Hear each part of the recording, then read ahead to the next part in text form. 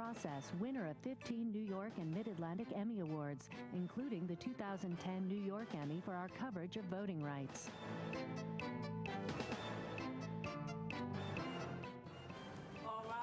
It's a kind of court, but the defendants here have already admitted guilt. This court is now in session. You may all be seated. Instead of punishment, there are sanctions, and everyone here is under 18. Newark's new youth court, up next on this edition of Due Process. Major funding for due process provided by the New Jersey State Bar Foundation, committed to educating the public about the law. And by the Fund for New Jersey, supporting informed citizens for an effective democracy. Additional funding provided by the PSCG Foundation and the Thomas and Agnes Carvel Foundation.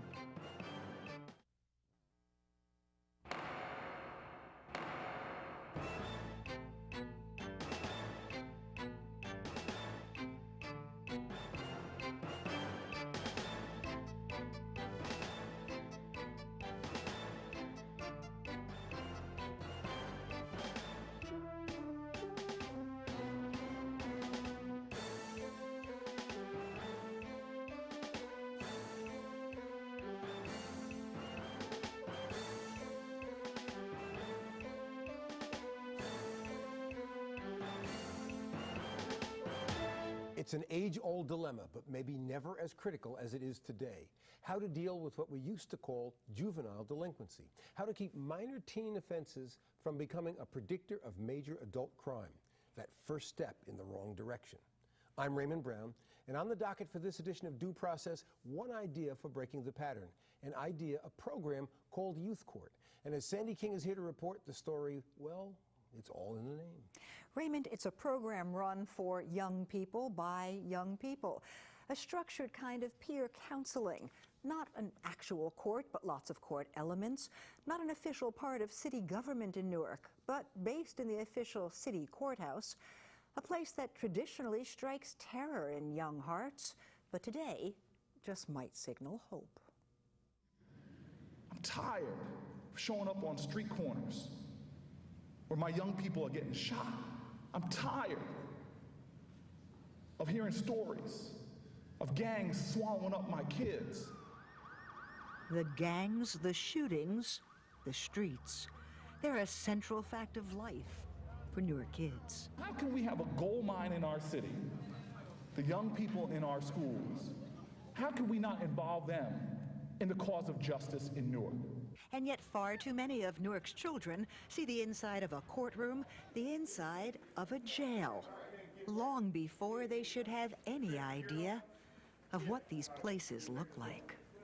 I'm tired of meeting somebody at 19 years old, having been arrested 10 times. May everyone please stand and raise their right hand.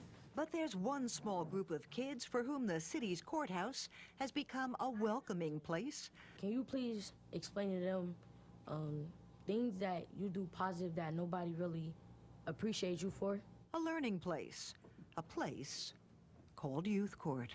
Well, I want to finish school, go to college, and then probably own my own business. You tell your grandmother that you're just with your friends playing basketball? No, she just always think I'm doing what she think I'm doing. Like smoking weed, selling drugs, stuff like that. These are the young people that say, oh, you go ahead, Mayor. Get more police in this budget. You go ahead, Mayor. Get a couple more cameras up on a few more streets. But this group right here, we're going to solve the problem. We're going to stand for ourselves with love and honor and compassion. It was graduation day for the first Newark Youth Court class. I found hope and faith that my future will be more than bright because I found motivation in the Newark Youth Court and the members that I worked with. This court is now in session. You may all be seated.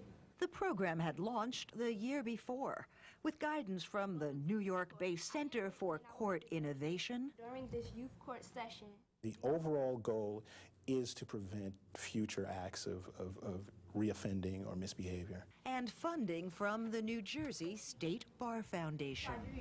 Do you understand the sanctions you have been given? Yes. The Bar Foundation supports community justice initiatives, and we are thrilled to have a role in bringing youth court to Newark and are excited by the possibility for youngsters and teens in this great community.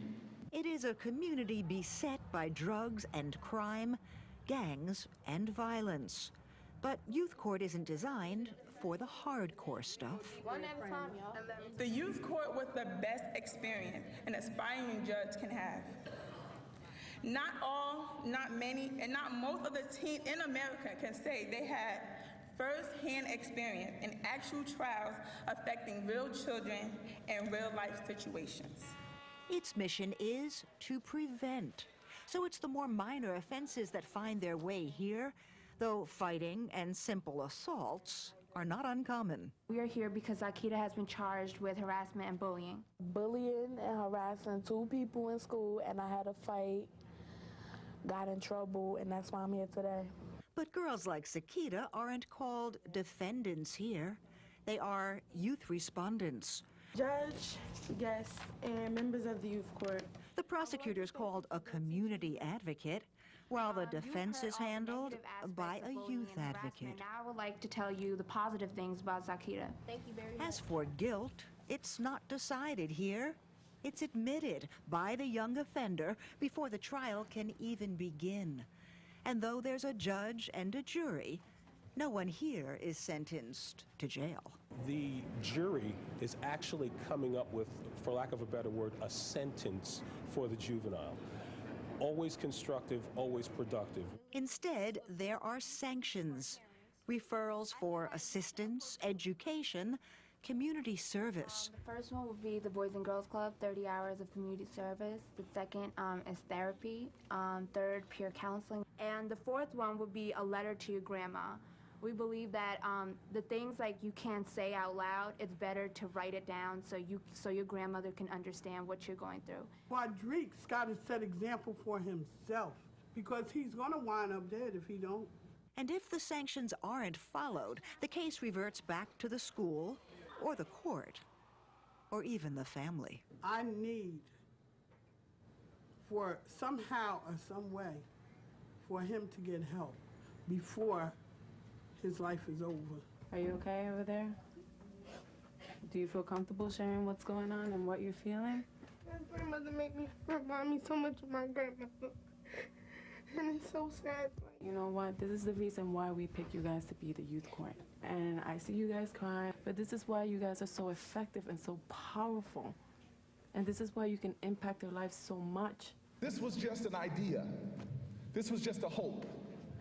And these are the folks that made hope real. When people are bullied, it's most likely because they have low self-esteem or because they're having issues in their family. So most likely what we need to really nail is the family life so we can understand why she's really bullying.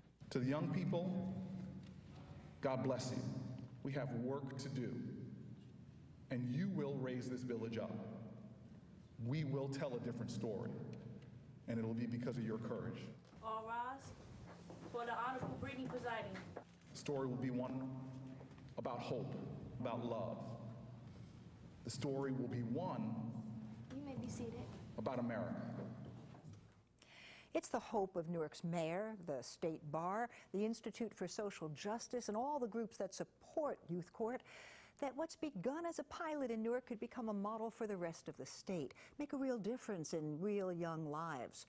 It's too soon to know if that hope has legs when it comes to the young defendants, but the jury would seem to already be in on what it does for the members of the court. They know they're doing important work, and Raymond, from what we can see, there seems a resultant rise in competence, confidence, responsibility for their fellow teens and for themselves. And Sandy, that alone is a job worth doing. So when we come back, we'll hear from an academic who studies youth crime, a state official charged with controlling it, and a former Newark chief judge who's sure youth court is one way. So stay with us.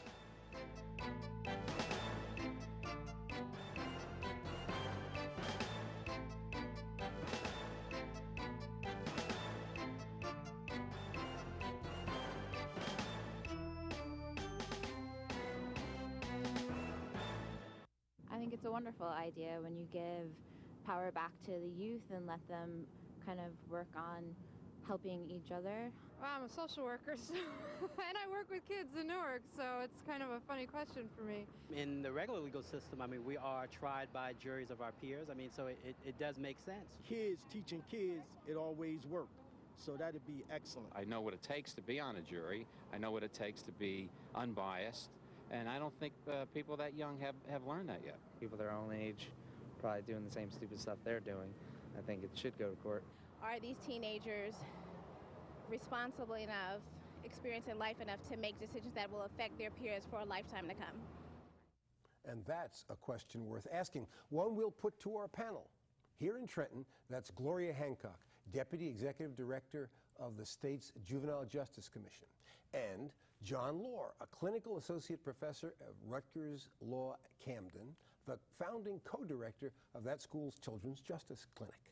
And with us from Newark, the City of Newark's chief lawyer and its former chief judge, Julien Neals. Welcome to all of you. I'm glad you could join us today. Thank you. John, let me turn to you for a moment. You're an academic, which in this context is a good thing, and you've looked broadly at this problem of juvenile justice, which is one that grows and is of deep concern because it affects the most precious heritage, the most important resource we have.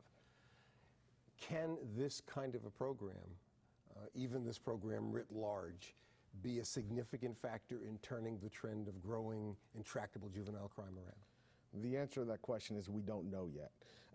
The rise of youth courts, came about in the mid-90s, and they're still being studied, but the anecdotal evidence that we have is pretty positive, and some of the initial studies that have been done have, yielded some positive results that this can have an impact. But, all of the research that's been done, those researchers are calling for, more in-depth research, more complex models, but it looks good. I assume that you think that this is one part of a larger set of weapons that are required, or do you think ultimately this could be a dominant part of the process of dealing with juvenile crime?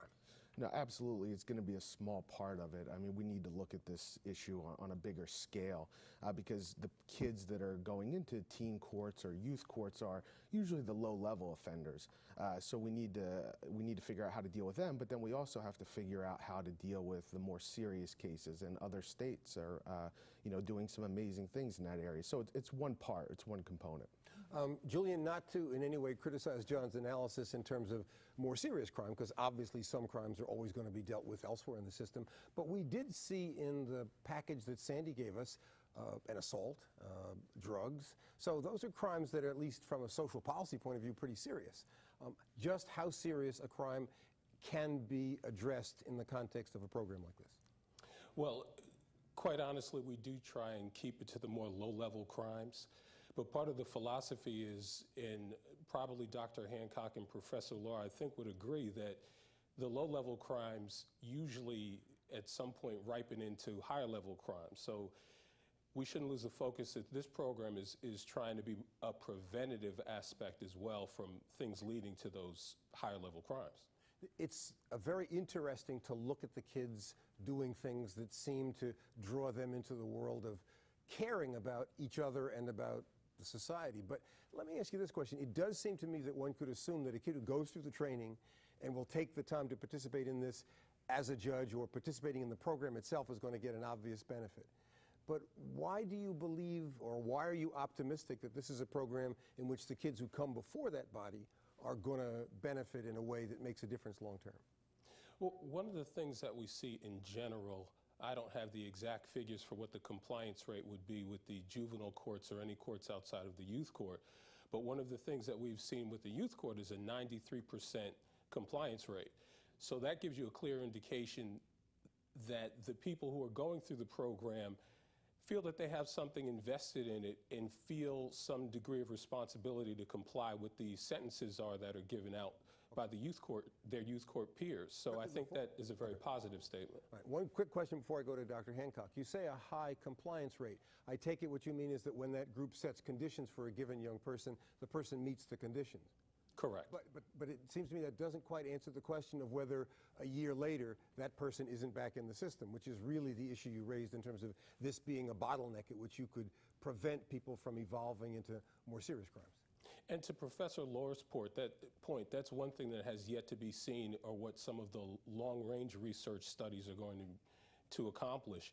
But as you sit through one of these sessions and you see both sides of it, you see the respondent and you see all of the youth court participants, you have a room of 30 or 40 kids who are coming together to try and put somebody on a straight and narrow path.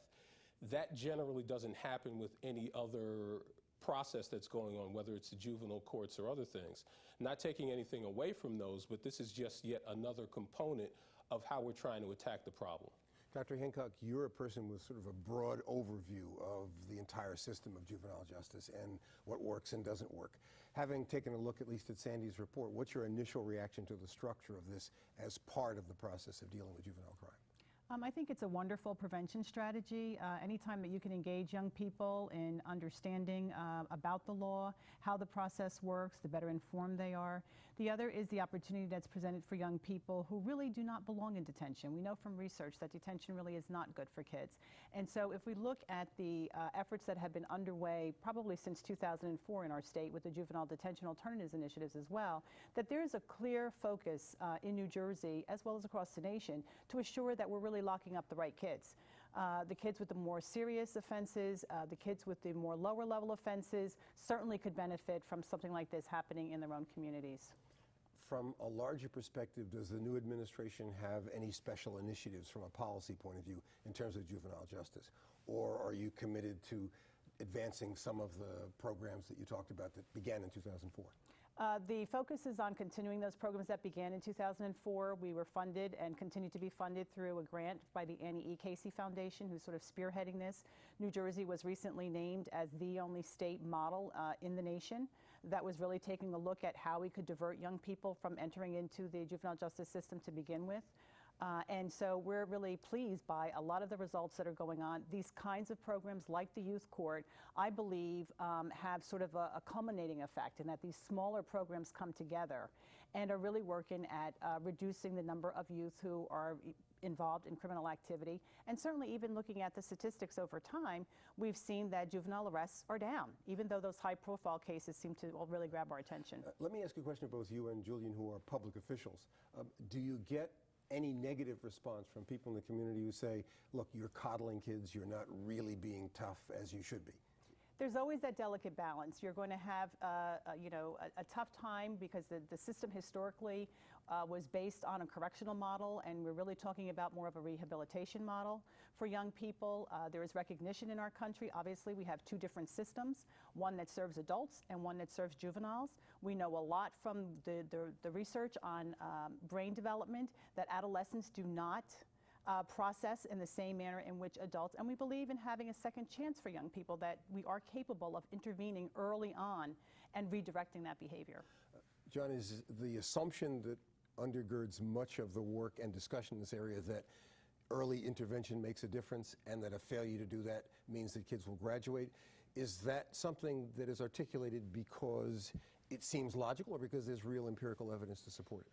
A little bit of both, and I think it depends on how you measure it.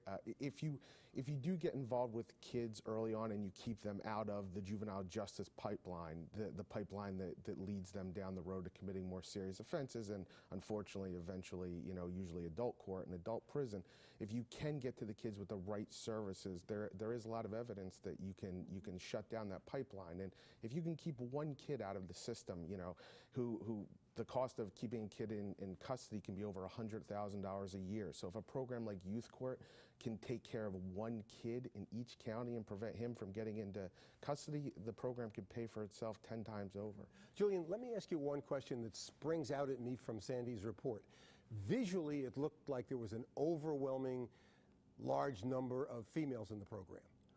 If we think about the disproportionate number of females among certainly minority communities who go to college and the disproportionately high number of males in the justice system, is what we saw visually, that is a large number of females compared to males, a characteristic of this program in its early stages? And if so, does that trouble you? Does that limit its ability to reach some of the males who may be on the border between hardcore and this early phase where you can preempt them?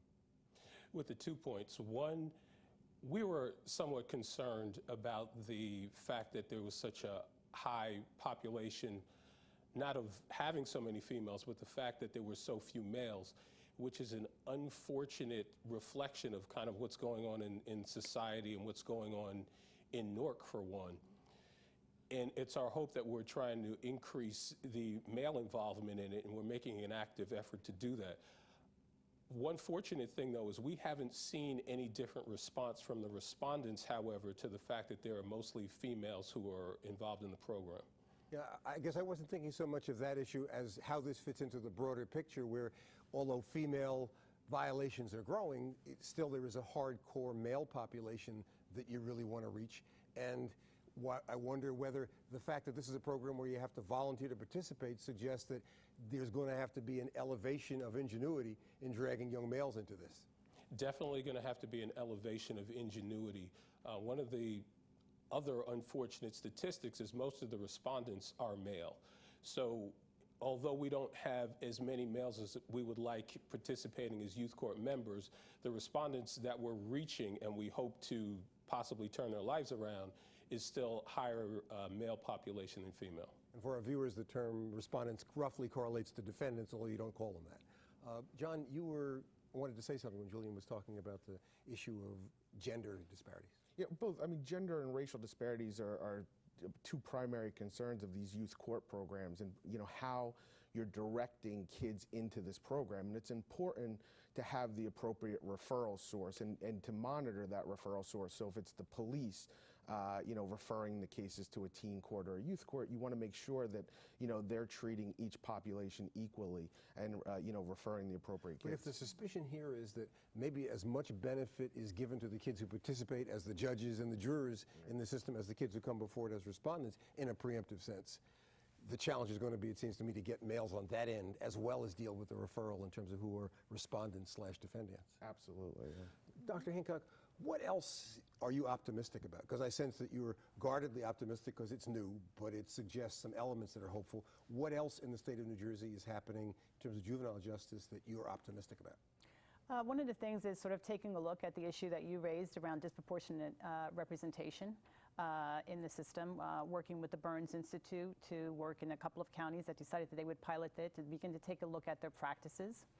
We need to take a look at our policies, what's going on, because we certainly know that youth get treated one way depending upon your zip code. You may get a station house adjustment. The policeman may let you go off with a warning if you're in one community versus you're in another community.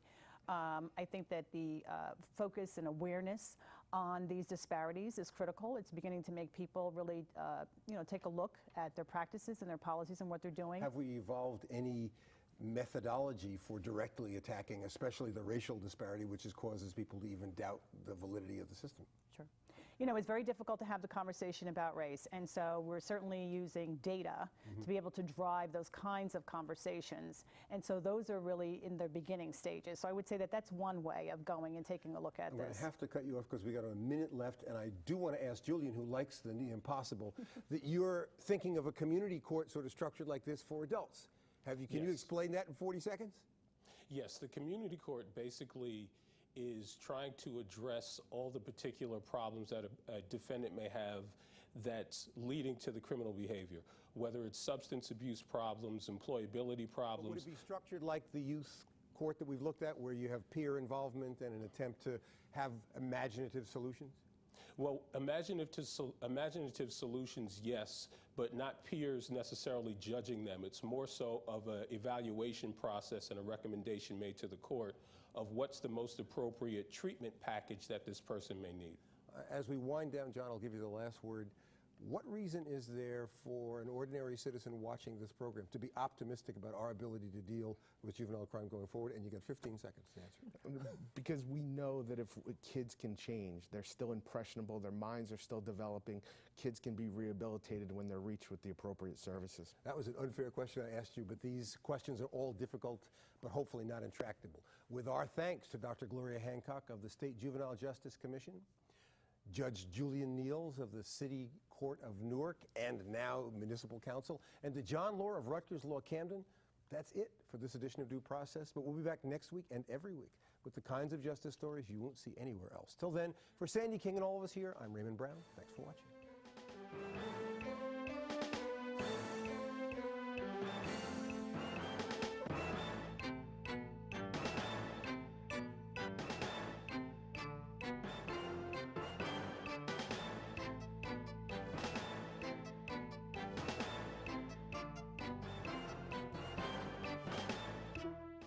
one nation, under God, indivisible, with liberty and justice for all, reciting words and not being in the game to make them true and make them real. These young people are not great Americans because of what they say and how they sing the songs and pledge allegiance and all the things that we often associate with being patriotic. They don't wear flag pins. These young men and women are creating the justice of our ancestors' dreams. They're looking at their peers and saying to them, you reflect the glory of the universe. You are a child of God. You are my brother, and I am here for you. Because if I am not here for you, you and me will go down together.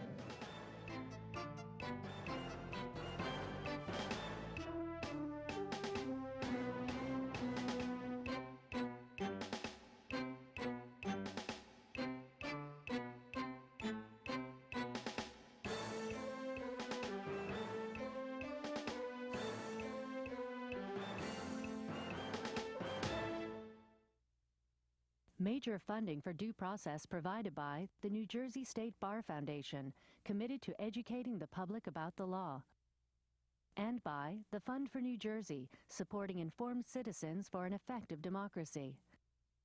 Additional funding provided by the PSCG Foundation and the Thomas and Agnes Carvel Foundation.